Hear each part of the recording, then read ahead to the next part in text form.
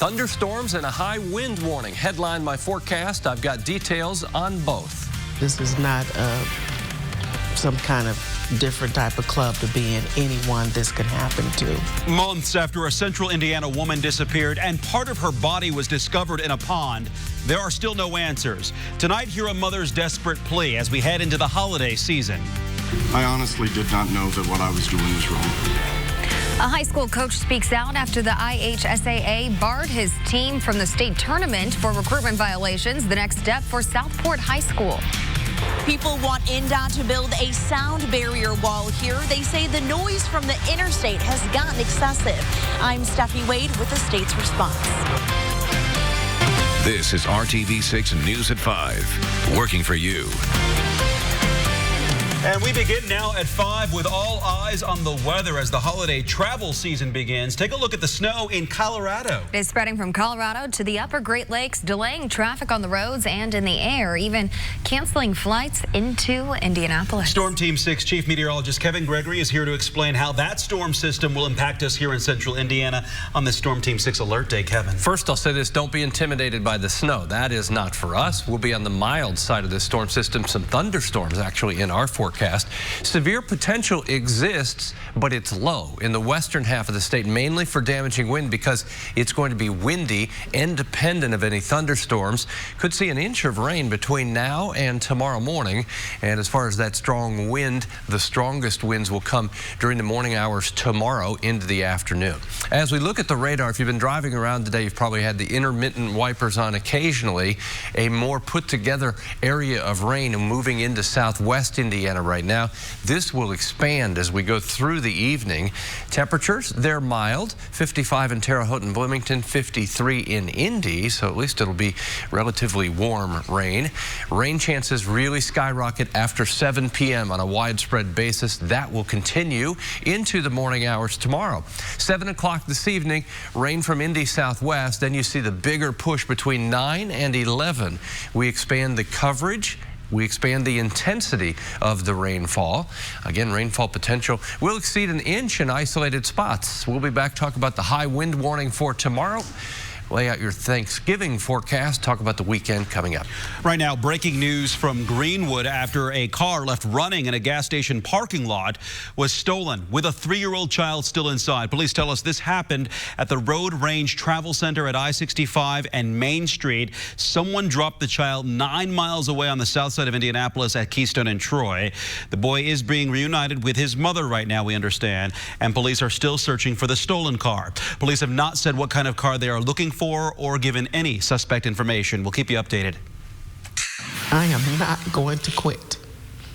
That it is not okay to take somebody's life. It's not okay.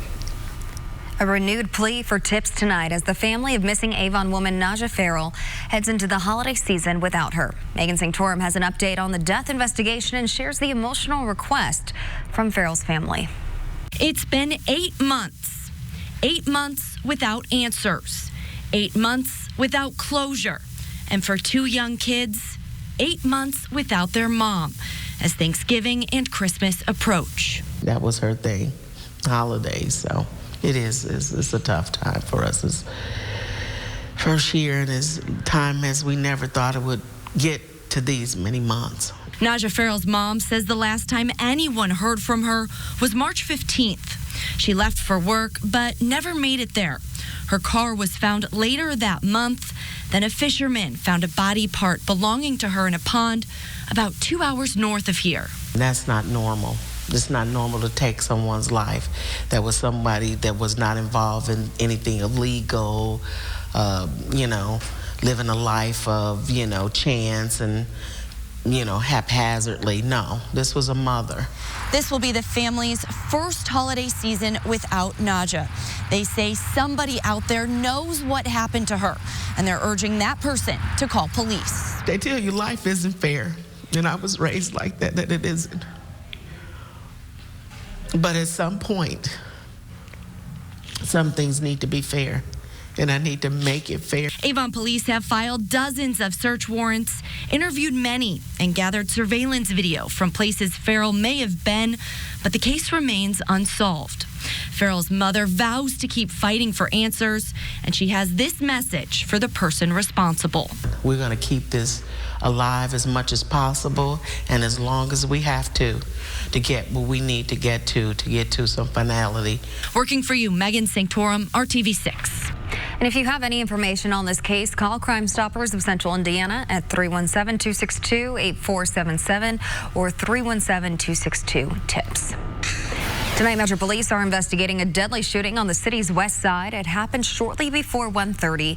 People reported hearing gunfire near 10th and Centennial Streets. That's near 10th and Tibbs. A man was found dead at the scene. We are waiting more details from Metro Police. Tonight, we're hearing from the Southport High School boys basketball coach at the center of a controversy involving a foreign student.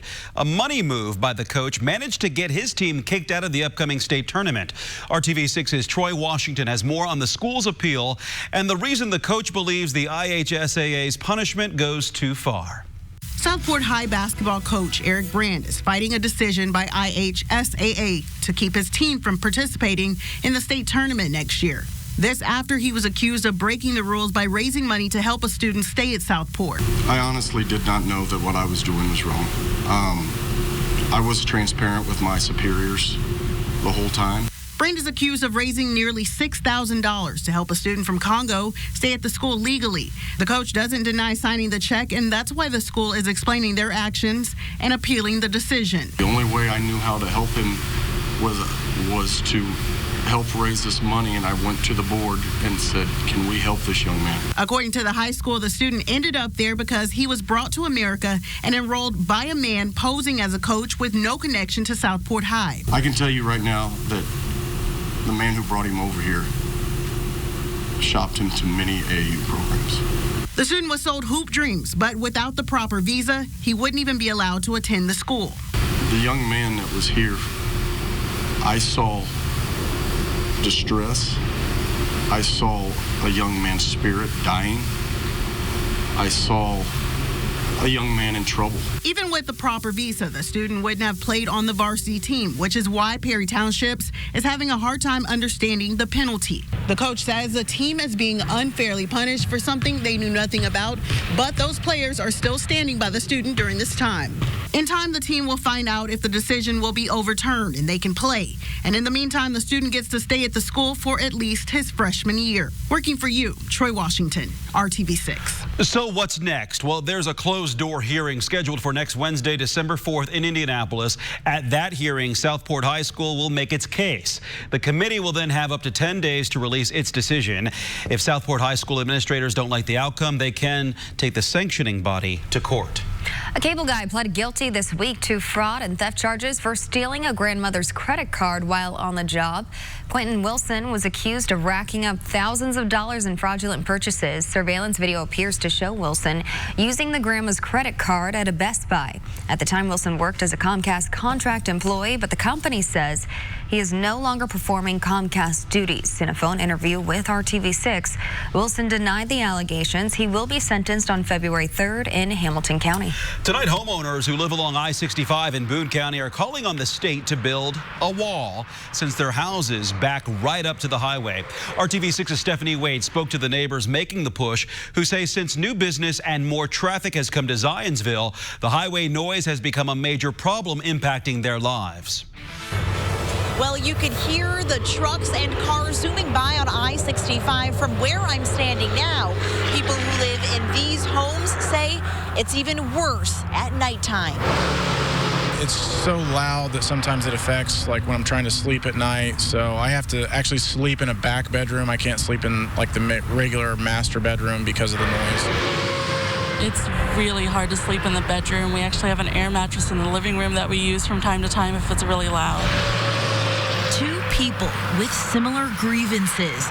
Both Jennifer Spencer and Jeff Euler live in the Royal Run neighborhood just off of State Road 267 in Zionsville. That backs right up to I-65. They say because of new businesses moving in and more homes being built, there's been more traffic and noise as a result. Neighbors tell me they've requested INDOT to build a sound barrier wall, but have had no luck. So we went to INDOT ourselves. What would it take to get a sound barrier wall installed? So we have a noise test, I guess you could call it. And we do that as standard through any construction project that's going on the interstate, near a neighborhood or near businesses. Coming up at 6, hear what parameters need to be met in order to have one built and what you can do if you think you're getting excess noise from the interstate. Working for you in Zionsville, Stephanie Wade, RTV6. Well, INDOT says they don't track how many requests they receive to build a noise wall or how many get denied or approved each year. If you think you're getting excess noise from the interstate, you can go to INDOT for your submitting a request there, as Stephanie mentioned. Indiana State Police is launching an investigation into a Fishers police officer for possible misconduct. Officer Robert Bowling has been placed on administrative leave. The allegation involves ghost employment. Well, that's typically when a government employee works outside the agency during their government work hours. The Fishers Police Department says it will assist state police in their investigation and will also do its own internal investigation. RTV6 reached out to Bowling, and we are still waiting on a response. Still ahead at 5:30 on RTV6, there's no accounting for taste until now. How scientists at Purdue are perfecting the art of the taste bud and finding out why we all have such different opinions on food. Also ahead here at 5, a change for anyone who uses the new Red Line. Those days of free rides are coming to an end. What you need to know before Sunday. And the snow is left about 10 to 12 inches in the Denver area, stretches all the way to near Minneapolis, St. Paul. But it's all about the mild and very windy side of the storm for us. Details ahead.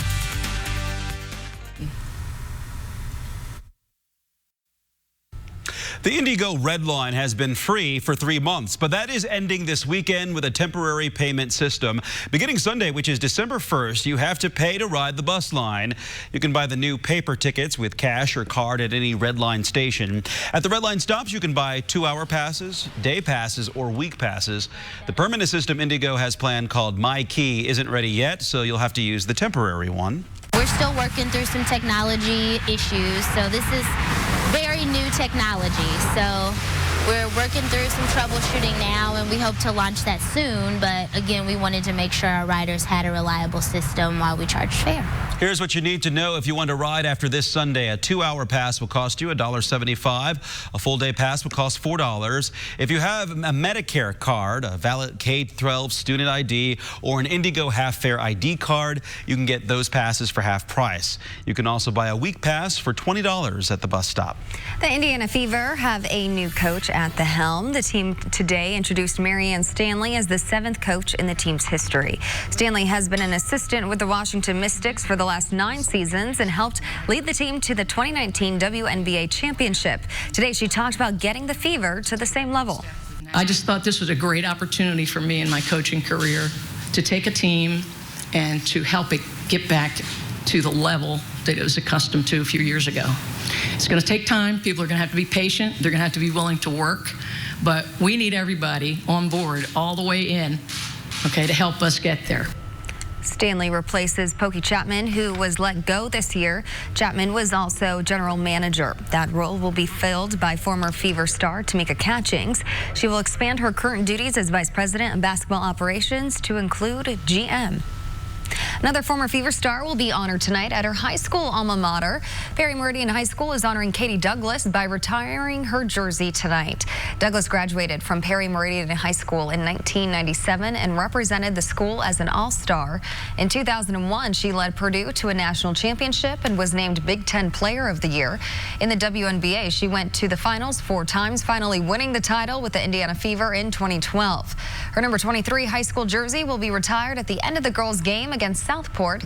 Tip-off is at 6 p.m. Warm up those vocal cords. The Indianapolis Colts are looking for a lucky fan to lead the national anthem at a game next month. They're calling it the Phantom Contest. The winner will lead the singing of the national anthem prior to the 1 p.m. kickoff of the Sunday, December 22nd Fan Appreciation Game against the Carolina Panthers. The winner will also receive 4 tickets to the game. You can apply through December 13th at colts.com/phantom. You must include a link to the video performance of the anthem. You love to sing. You should do it. I don't think I would make that, though. You want me to audition right now? I'll do it right now. I saved that kind of stuff for commercial breaks. If you could only be here during commercial breaks. Let's talk about this. Aren't you lucky? Yeah, big storm system that will have its impact. This is the northwest side. Notice jackets open, leisurely walk, not too windy. The leaves are in place. All that changes as the wind settles in and will gust close to 60 miles per hour, and the rain becomes more widespread this evening. Lots of lines on this map. It shows you deep low pressure that tomorrow morning will be between Green Bay and Chicago. The deeper this low pressure, the faster the air rushes in to fill it. The snow's on the north side, the cold side. We will have had just a line of storms go through between 5 and 6 in the morning and start the cold air advection, as we call it. In other words, falling temperatures through the day. Wind gusts to 60 miles per hour from Interstate 70 north. That's where the high wind warning is in effect, 4 a.m. to 9 p.m. tomorrow. Southern portion of the state, you too will have strong winds, 20 to 30 miles per hour with gusts to 50. And again, the morning hours are the most likely. I think they begin to let up a bit as we get into the afternoon and the evening. Lots of cloud cover. All cloud cover from Terre Haute to Bloomington, the northern edge then of the rain. You see it starting to expand, and this will continue from southwest to northeast. You may hear a rumble of thunder as we get later in the evening. Slight chance some of these thunderstorms may produce damaging wind because it will just add to the wind that will already be there as we get later tonight. Temperatures all in the 50s. It is comfortable. Say hello to Big Dog. That's his name. That's his name. Big I believe it. Dog. He had John Deere hat on. He's relaxed right there. You don't mess with him, right? Yeah. Thanks for Beth for sending in the picture. Big Dog will have no problem in the wind during the day tomorrow. Temperatures in the 50s through the evening hours. 7 o'clock tonight, showers. 9 o'clock, you see how they expand, and then by 11, more widespread intense rainfall. And rainfall through tomorrow morning in spots may exceed an inch. This evening, south wind strong, increasing overnight and in the morning, starting to flip around to southwest and west. We'll see these gusts, as we mentioned, 50 miles per hour or more. 51 tomorrow, but don't be misled. When you leave in the morning, even though it will feel mild, take a heavier jacket because temperatures fall through the day. Thanksgiving and Friday, temperatures in the lower 40s. If you're traveling anywhere in the Midwest tomorrow, if you're headed to the east, you're following the rain. If you're headed north and west, once you get northwest of Chicago, some snow there, all of that pulling away. But in general, not a bad day during the day tomorrow to travel by car anywhere in the Midwest except for the wind. Temperatures in the 50s in the morning. Noon tomorrow, already in the 40s, lower 40s in Indy, 30s, as you can see in Lafayette. Temperatures in the evening, much cooler than where we started the day. On Thanksgiving, we're dry.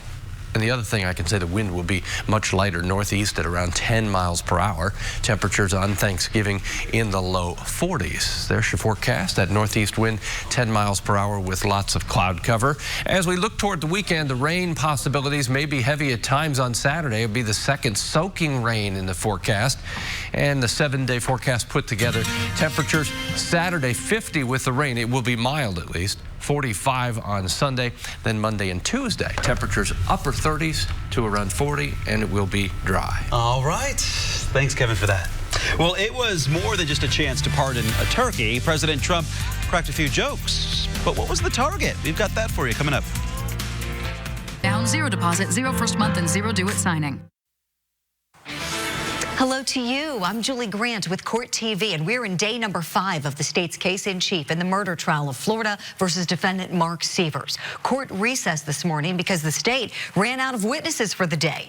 Mark Sievers is accused of hiring 2 hitmen to murder his wife. Dr. Teresa Sievers was only 46 years old when she was beaten to death with a hammer in the couple's Fort Myers home. Her husband, Mark Sievers, was away with the couple's 2 daughters when Jimmy Ray Rogers and Curtis Wayne Wright went into the home and murdered her. Rogers was convicted of second-degree murder by a jury last month. Wright made a deal with prosecutors, pleading guilty to second-degree murder and giving testimony against Rogers and Sievers in their trials. In exchange, he will receive a 25-year prison sentence. If convicted, Mark Sievers could face the death penalty. As always, you can count on Court TV for gavel-to-gavel coverage. I'm Julie Grant. Now back to you in the studio. Julie, thank you. You can learn more about other cases around the nation right now at courttv.com. We introduced you to them yesterday, turkey's bread and butter. And this afternoon, President Trump carried on the White House Thanksgiving tradition of pardoning one of them. Butter, I wish you a lot of luck, but I hereby grant you a full and complete pardon. Well, before granting the official pardon to Butter, the president seized the opportunity to crack a few jokes about the impeachment hearings. Thankfully, bread and butter have been specially raised by the Jacksons to remain calm under any condition, which will be very important because they've already received subpoenas to appear in Adam Schiff's basement on Thursday. But bread and butter, I should note that unlike previous witnesses, you and I have actually met. But back to the turkeys here. 47-pound Butter and his friend Brett are both spared from becoming someone's Thanksgiving dinner. They will get to live out the rest of their lives at Gobbler's Rest at Virginia Tech. Oh, a happy ending for Bread them and all. butter. All right. All new at 6 o'clock here. Imagine opening up your fridge to find your Thanksgiving meal has spoiled. It's a real possibility with this appliance. Our Call 6 investigation into this widespread problem still ahead. But first on the now, Indy, we all know it's not polite to spit, but if it's in the name of science, well, that's another story. Why there's actually a spit lab at one Indiana university. You're watching RTV6.